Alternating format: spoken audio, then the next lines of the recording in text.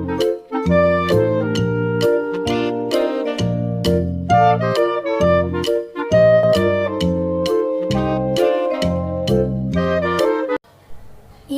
வீடியோவில் நம்ம என்ன பார்க்க போகிறோம் அப்படின்னா மிருகங்களோட என்ஜிஓக்கு நீங்கள் எப்போ கால் பண்ணலாம் அப்படிங்கிறது தான்.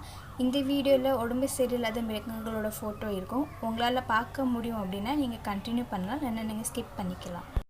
கேஸ் 1 மேகேட்டூன் ஃபஸ்ட் ஸ்டார்டிங்கில் சின்னதாக தான் இருக்கும். இதே கவனிக்காத பட்சத்துக்கு ரொம்ப பெருசாகிக்கிட்டே போகும்.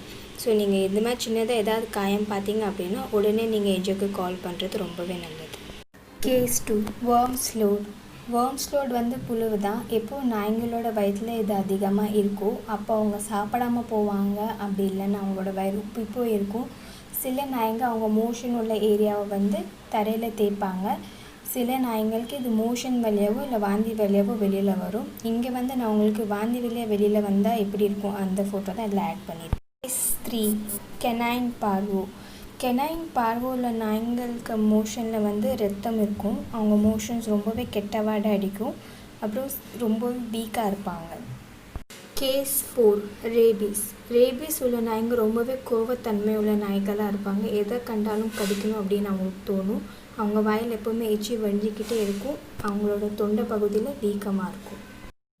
கேஸ் 5 டிஸ்டெம்பர் உள்ள டாக்கு வந்து சளி மூக்கு வழியாக வெளியில் வரும் பச்சை கலரில். அதே மாதிரி க்ரீன் கலர் டிஸ்சார்ஜ் அவங்களுக்கு கண்ணிலேருந்து இருக்கும். சரியாக சாப்பிட மாட்டாங்க, ரொம்ப வீக்காக இருப்பாங்க. அப்புறம் அவங்களுக்கு கஃபிங்கும் இருக்கும். கேஸ் 6 ஜாண்டிஸ் உள்ள நாய்ங்களுக்கு கண் பகுதியில், காதுக்குள்ளே, அப்புறம் வாய் திறந்து பார்த்திங்கன்னா அந்த போர்ஷனில் இது எல்லாமே மஞ்சள் கலரில் இருக்கும். கேஸ் 7 ஹெமட்டோமா இருக்கிற நாய்ங்களுக்கு காது வந்து வீங்கி இருக்கும். காதை அமுக்கி பார்த்தீங்க அப்படின்னா தண்ணி உள்ளே இருக்கிற மாதிரி இருக்கும். கேஸ் 8 ஸ்கின் இன்ஃபெக்ஷன் உள்ள நாய்ங்களுக்கு நிறைய விதமாக சிம்டம்ஸ் இருக்குது. சில நாய்ங்களுக்கு கம்ப்ளீட்டாக ஹேர் லாஸ் இருக்கும்.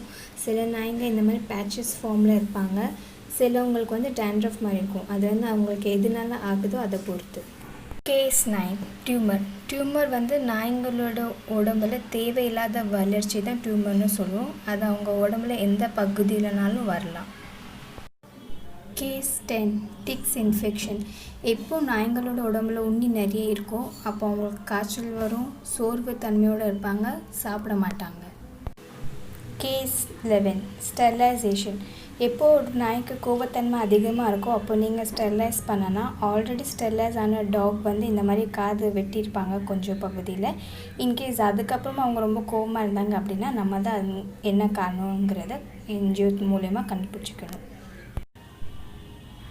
நீங்கள் வந்து அப்யூசஸ் கேசஸ்க்கோ, டார்ச்சர், ஆக்சிடென்ட், ஃப்ராக்சர், டெலிவரி இந்த மாதிரி இதுக்கு கூட நீங்கள் உங்கள் பக்கத்துள்ள என்ஜிஓக்கு கால் பண்ணி ஹெல்ப் கேட்டுக்கலாம்.